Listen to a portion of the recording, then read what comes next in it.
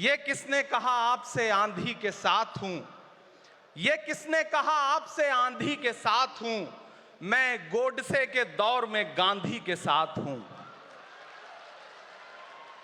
इस राष्ट्रीय अधिवेशन में पूरे भारत के एक एक छोर से, एक एक राज्य से आए हुए कांग्रेस पार्टी के जो तमाम सदस्य यहां पर उपस्थित हैं, मैं आपकी ऊर्जा को सलाम करता हूं और मैं आज जो प्रस्ताव पेश हुआ है उस पर बात करने के लिए आपके बीच में खड़ा हूं।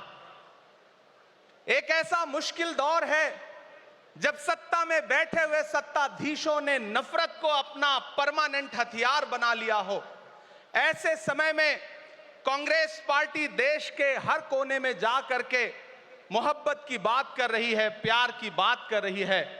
और इस जो कार्यक्रम का नाम है वो न्याय पथ है। न्याय पथ यानी कि इंसाफ का रास्ता।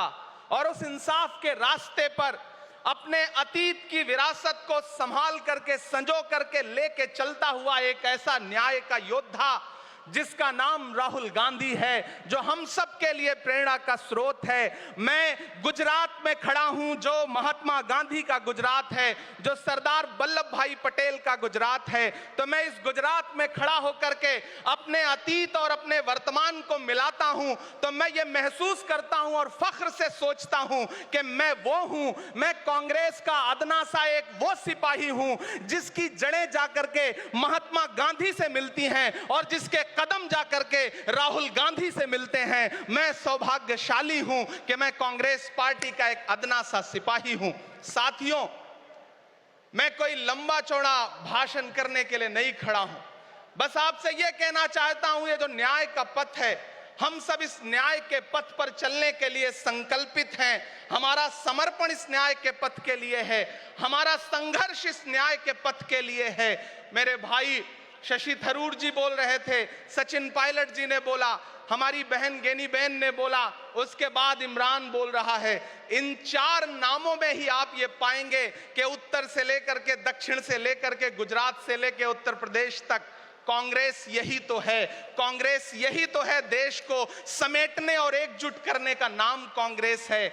मुझे याद है कि जब कन्याकुमारी के साहिल पर खड़े होकर के, समंदर के साहिल पर खड़े होकर के हमारे नेता राहुल गांधी जी ने कहा था कि मैं 4000 किलोमीटर चलूंगा, एक नारा लगाऊंगा, नफरत छोड़ो भारत जोड़ो। हम सारे लोग उनके कंधे से कंधा मिला करके, उनके कदम से कदम मिला करके 4000 किलोमीटर चलते रहे। मैंने देखे हैं राहुल गांधी जी के पांव के छाले, मैंने देखा है उनका बहता हुआ पसीना। लेकिन हम आपसे पूछना चाहते हैं और इस स्टेज पर मौजूद कांग्रेस पार्टी के अपने तमाम वरिष्ठ नेताओं से भी ये निवेदन करना चाहते हैं कि जिस पथ पर, जिस इंसाफ के रास्ते पर राहुल गांधी इस मुश्किल वक्त में निकले हैं, हम उस लड़ाई में किस तरह से, कितने जोश के साथ राहुल गांधी जी के साथ खड़े हैं, यही तय करेगा। राहुल जी ने कहा है कि अगला निशाना, अगली जीत, अगला राज्य जहां कांग्रेस पार्टी जीतेगी वो गुजरात होगा।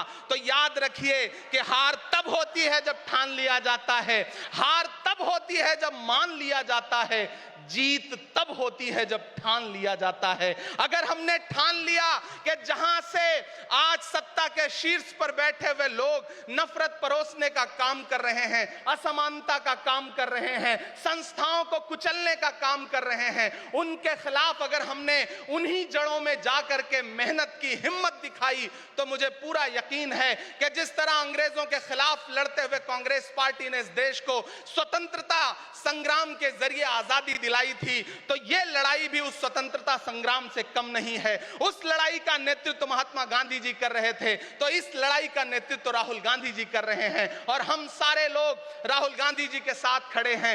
हो सकता है कुछ लोग इस सफर में, इस मुश्किल सफर में छोड़ के चले गए हों, उन्हें नजरअंदाज करिए और एक नई पीढ़ी, एक नई ऊर्जा के साथ राहुल जी के साथ खड़ी हो।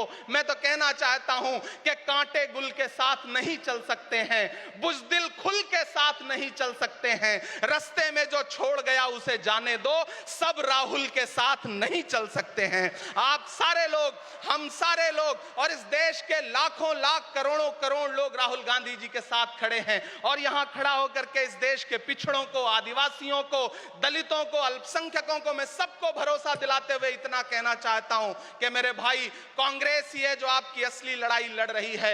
मुझे वो दिन याद है कि यह सरकार जब एक बिल लेकर के आई तो रात के 3 बजे भी आदरणीय सोनिया गांधी जी राज्यसभा में मौजूद थी इस देश के लिए, इस संविधान के लिए लड़ाई लड़ने के लिए। और राहुल गांधी जी भी लोकसभा में मौजूद थे उससे एक दिन पहले।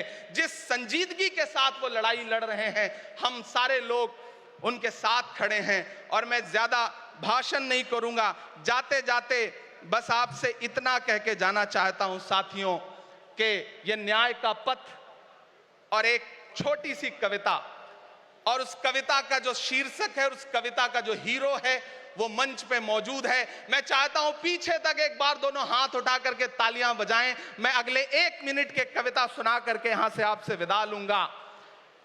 कन्याकुमारी से जो सफर शुरू हुआ था वो अहमदाबाद तक लगातार जारी है और आगे भी जारी रहेगा।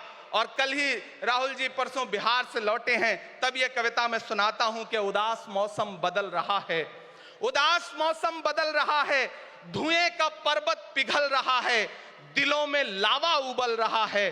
सुबह सुबह जब हुजूम लेकर सफर पे निकले तो यूं लगे है कि जैसे सूरज निकल रहा है। वो चल रहा है, वो चल रहा है। वो कह रहा है कि नफरतों से जो दिल है टूटे मैं जोड़ दूंगा। एक नारा नफरत छोड़ो भारत जोड़ो, एक नारा नफरत के बाजार में मोहब्बत की दुकान खोल ली है। वो कह रहा है कि नफरतों से जो दिल है टूटे मैं जोड़ दूंगा। वो कह रहा है हर एक दरिया, हर एक तूफान को मोड़ दूंगा। सुनो सितमगर, न समझो डर कर मैं अपने लोगों को छोड़ दूंगा। सितम की गर्दन मरोड़ दूंगा। सितमगरों की हर एक ख्वाहिश, हर एक साजिश कुचल रहा है। वो चल रहा है, वो चल रहा है। अंतिम पंक्तियां पढ़ता हूं कि जमाने भर की तमाम माओं ने हाथ उठाकर दुआएं दी हैं। जमाने भर की तमाम माओं ने हाथ उठाकर दुआएं दी हैं। तमाम बच्चों ने इस तपस्वी का माथा चूमा, बलाएं ली हैं। जो नफरतों का जहर भरा है, ये बन के शंकर निगल रहा है। वो चल रहा है, वो चल रहा है। मोहब्बतों की किताब लेकर, लबों पे अपने गुलाब लेकर, मोहब्बतों की किताब लेकर, लबों पे अपने गुलाब लेकर, सुनहरे रंगों का ख्वाब लेकर वो आया है इंकलाब लेकर। बलाएं रास्ता बदल रही हैं, फजाएं खुशबू में ढल रही हैं। ये नफरतों का निजाम बदले, हिकारतों का कलाम बदले। अगर ये रहबर नहीं बदलते तो अपना लहजा अवाम बदले। अंधेरे बेचैन दिख रहे हैं, कोई जो है इस अंधेरी शब में मशाल की तरह जल रहा है। वो चल रहा है, वो चल रहा है, वो चल रहा है। बहुत बहुत आप सबको धन्यवाद दूंगा। साथियों, आपने जिस जिंदा दिली से सुना उसके लिए आपका बहुत आभार। न हम सफर न किसी हमनशी से निकलेगा, हमारे पांव का कांटा हम ही से निकलेगा। वतन की रेत मुझे एड़ियां रगड़ने दे, मुझे यकीन है पानी यहीं से निकलेगा।